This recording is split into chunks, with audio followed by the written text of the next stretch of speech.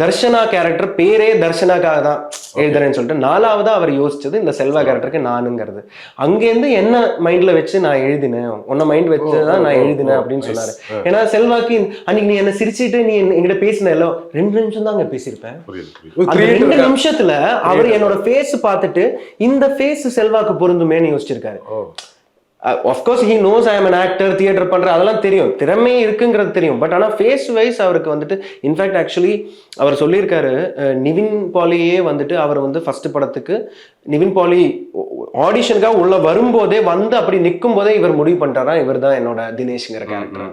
தினேஷ் நினைக்கிறேன் அந்த பேர், கேரக்டரோட பேர். அந்த மலர்வாடி ஆர்ட்ஸ் கிளப் அதுல வந்து ஆக்சுவலா நிவின் பாலி வந்து அந்த டைம்ல அவருக்கு கால் ஏதோ ஃப்ராக்சர் ஆயிட்டு அவர் வந்து 1 மாசமா ஆஃபீஸ் எல்லாம் போகாம இன்ஃபோசிஸ்ல ஏதோ ஒர்க் பண்ணிட்டு இருந்தாருன்னு நினைக்கிறேன்.